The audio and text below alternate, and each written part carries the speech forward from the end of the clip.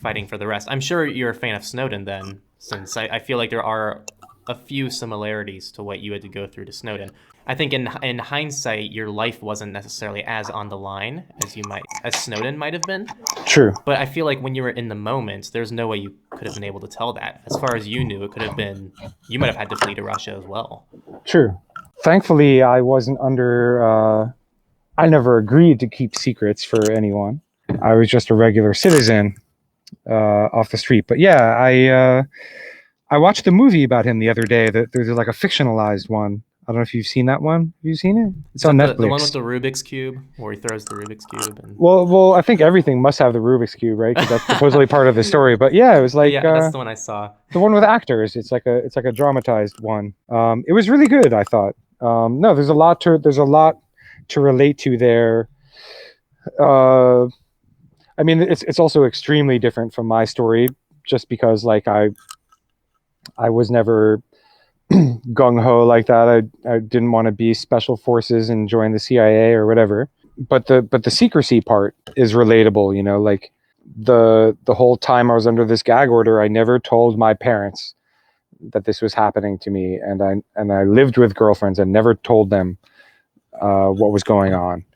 And I never told my best friends, and you know, it was super weird internalizing that stuff. Did you have to tell them you had some crazy ex that you had to keep going to court for? Yeah, like, no, I mean, I couldn't.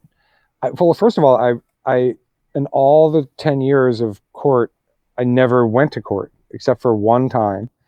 Like, it was never safe for me to go to court because they were closed sessions of court where they wouldn't let random viewers in, like in a normal court session. Like, anyone can just come in and listen or watch, reporters, people off the street. But these were closed sessions. So if they let me in, I would have to sort of say who I was or what was my business there. And I wasn't allowed to identify myself. So I never got to go to any of the court things. I just heard the stories later. Only the lawyers could go.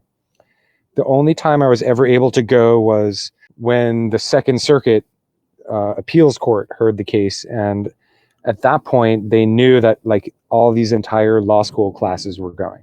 So I was in a like standing room only spillover room with like 500 law students or something. And I kind of just looked like one of them. So that was the only time I ever got to go to court. Other than that, like, it was all just stories I heard. But so, yeah, no, there was quite a bit of secrecy that I had to keep, and I was afraid. I obviously, like, his was way different, and like maybe they were going to kill him, and maybe they still are. I don't know. That's super scary. But also, I don't know, at that time, this post 9/11 time, it was also a very crazy time.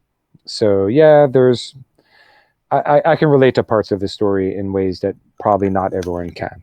Thanks for watching this short clip of the wonderful interview I did with Nicholas. There are other short clips you can find if a certain topic interests you, or the entire almost 2 hours is its own video as well, which I highly recommend you watch every minute of it. It is fantastic.